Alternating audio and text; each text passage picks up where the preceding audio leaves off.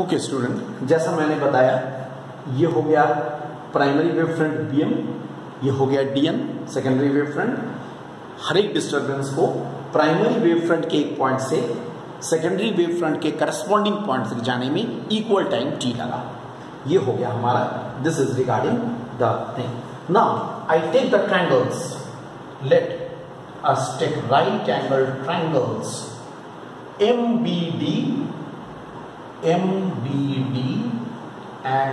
NBD। जरा देखो MBD और NBD, इसमें तुम्हें क्या मिलेगा? अच्छा एक मिनट, एक बात और देख लिया जाए। ये हम परपेंडिकुलर ड्रॉप किए, ये हम दूसरा परपेंडिकुलर ड्रॉप किए। All of us know this angle will B I, this angle will be R. Got it, my dear students? No problem? ठीक है, इसका मतलब हुआ, अब जरा ठीक से देखो, ये लाइन और ये लाइन के बीच का एंगल है I, तो इन पर जो करस्पॉन्डिंग परपेंडिकुलर्स है, AB पर परपेंडिकुलर है MB और इस परपेंडिकुलर पर है ये XY, तो क्या ज्योमेट्रिकली ये एंगल भी I होना चाहिए? According to the geometry, if the angle between the two lines is theta, then perpendicular to these lines, the angle between the perpendicular to these lines will also be the same. इसलिए अगर ये angle I होगा तो ये angle भी I होगा। Similarly, अगर ये एंगल R होगा तो ये एंगल भी R होगा, due to the same reason. अगर मैं ये दोनों ट्रायंगल्स लेता हूं, right angle triangles MBD and NBD, दो मुझे क्या क्या मिलेगा जरा एक बार देख ले। ऑब्वियसली हमें मिलेगा, ये फैक्टर तो मिलेगा ही, MD is equal to BM, क्योंकि मैंने इसको किया है। और क्या मिलेगा? BD इज कॉमन, ठीक है, BD इज कॉमन। और क्या मिलेगा? ये एंगल भी परपेंडिकुलर, ये भी परपेंडिकुलर, यानी क्या मिलेगा? BMD should be equal to angle DNB, okay, and both is equal to 90 degree. So both these triangles will be congruent, and what we have? So we have what? MBD angle MBD is equal to angle NDB, angle NDB, that is angle I is equal to angle R. Very simple. We have proved it just using the Huygens principle. Look, we have derived it with the help of the Huygens principle. This is the whole thing. Very important question. 3 marks का question में आता है, law of reflection, ठीक है, on the basis of the Huygens principle और wave theory.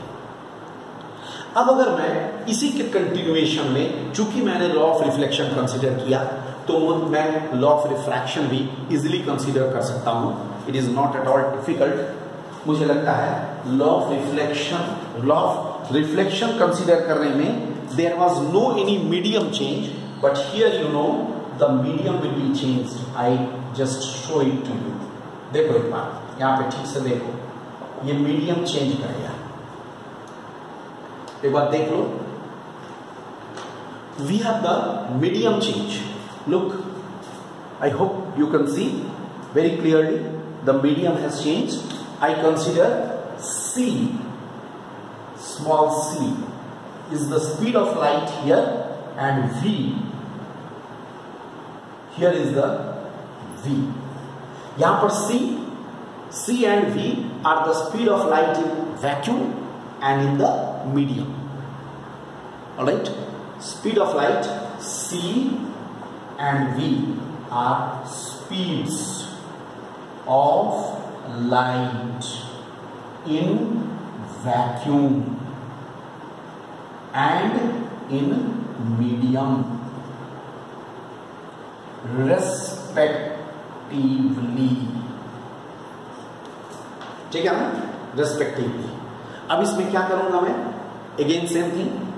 Let xy, again xy is the, look, xy, if you cannot see here, xy, let xy is the transparent medium, means it is the interface of the transparent medium. एक बार check कर लो, xy is the interface of the transparent medium on which interface means it is a separating layer between the two media. This is the vacuum, this is the denser medium, दोनों के बीच का separating layer है. इस पर दो parallel rays AB and CD are incident, ठीक है, AB and CD are incident on this ray, on this surface, and what happens again, BM will be the primary wave front as we have explained here. हमने एक perpendicular drop किया, plane through this will be the primary wave front. एक plane अगर इसके through से consider करूं मैं तो क्या होगा, वो प्राइमरी वेव फ्रंट होगा, ठीक है. बी पॉइंट पर और एन पॉइंट पर जो पार्टिकल्स होगा वो सेम फेज पे वाइब्रेट करेगा, एकदम इसी के जैसा. अब मैं क्या करता हूं, मान लो डिस्टर्बेंस को एम से डी पॉइंट तक आने में समय लगता है टी सेकेंड. कहां से, एम से डी तक आने में. तो याद रहे, अब बी से उसको अगर उतने ही समय में वो बी से एम तक आता है, यहां डेंसर मीडियम में, वो डिस्टेंस अलग तय करेगा.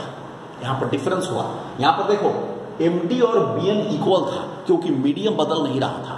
यहां पर क्या होगा, टी सेकेंड में ये यहां से यहां आता है, एम से डी तक आता है, तो टी सेकेंड में ही वो क्या करेगा, बी से मान लो एन तक जाएगा, तो BM and MD will not be equal because the medium is changing. तो कैसे निकालेंगे हम, कैसे पता करेंगे कि कितने के बराबर होगा, जरा सही है देखा है. अब मैं जरा इसको पता करता हूं कितने के बराबर होगा, देख लो. टाइम इक्वल लगेगा, इसका मतलब क्या होगा, नाउ हम यहां लिखते हैं, now MD by C is equal to BN by V. Great. Distance by speed is equal to the time लेकिन दोनों केस में सेम लग रहा है, इसलिए MD by C is equal to BN by V. So BN is equal to MD by C into V होगा इतने के बराबर. मैं क्या करूंगा, इतना का इंटरसेप्ट कट करूंगा. बीएन इज इक्वल टू कितना, अनलाइक प्रीवियस केस में क्या था, BN was taken to be equal to MD. यहां पर मैं बीएन को एमडी के बराबर नहीं लूंगा, बार बार मैं कह रहा हूं क्योंकि मीडियम चेंज हो रहा है, इसलिए BN is equal to MD by C into we.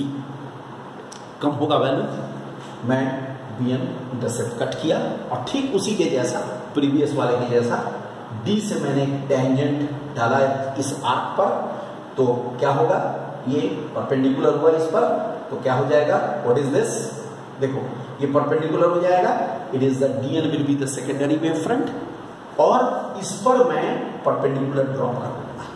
Actually मैं देखो इस आर्क डी से मैं एक बार फिर से रिपीट कर रहा हूं, एमडी का इक्वल नहीं होगा, BN is equal to MD into V by C का इंटरसेप्ट मैंने कट किया, फिर मैंने डी से यहां पर इस आर्क पर एक टेंजेंट डाला, इस टेंजेंट पर मैं एक परपेंडिकुलर डाल दिया, कितना, बीई, और उसका parallel DF. You know wave front पर जो परपेंडिकुलर होता है वो रेज होता है, refracted rays are these two. और अब क्या होगा, ये आ जाएगा आई, है ना, और ये आ जाएगा are.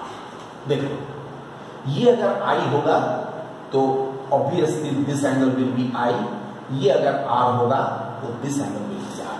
You know why, just now we have seen from geometry. Then what we can say, what will be sine I, sine I in right angle triangle BMD sin I is equal to how much, MD by BD, MD by BD. In the right angle triangle NBD sine R कितने होगा, bn by bd। तो so sine I by sine R is equal to कितना होगा, md by bn। Obviously bd cancel हो जाएगा, md by bn। अब यहां से md बाई bn का वैल्यू निकालो, md बाई bn का वैल्यू कितना होगा, md बाई bn का वैल्यू होगा c by v। What is this, c by v, and what is this, mu, because you know what is the refractive index, it is also defined as the speed of light in vacuum to the speed of light in the medium. So mu, so what we are getting ultimately, mu is equal to sin I by sin R. Okay, this is the Snell's law. You know, all of us are familiar with Snell's law. देखो मिल गया Snell's law, हो गया। तो you will just go through, my dear students, with this lecture, and I hope that you will grasp it. Okay, once you will go through it, it's an important discussion. Wave optics are slightly, it is a bit difficult, but you have to concentrate on it. In comparison to the ray optics, wave optics is a bit difficult topic. Okay, thank you.